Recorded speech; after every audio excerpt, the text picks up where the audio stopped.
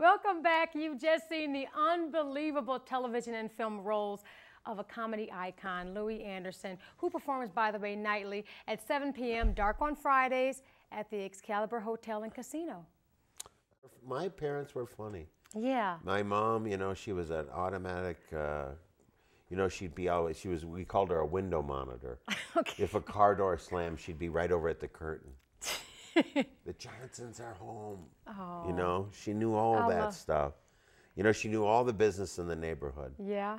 You know. Well, I worked at McDonald's too. Oh, you did? I did. In college, I worked at McDonald's. And now, isn't it true all you kids had to work? Yeah.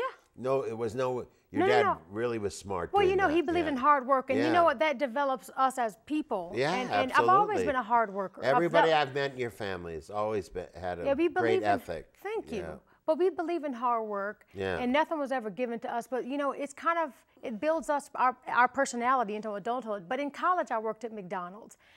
And I had to get up at 3:30 in the morning because 4 I had to be at McDonald's because I had to make biscuits. So, and you talked about how much you love butter.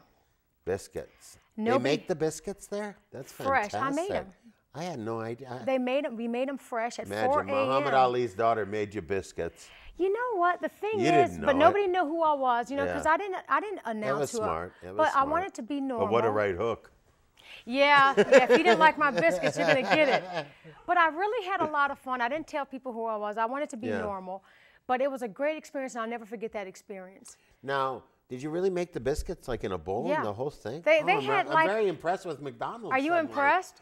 Right? No, they had a little container, and but you still, you ripped made the them. Container, and we ripped the container off and poured in the milk and the eggs and stuff and mixed. And are you impressed? Yeah. Yeah. I thought they were in a bag, and you threw them in the thing, and you put some processed something in them. And they were good.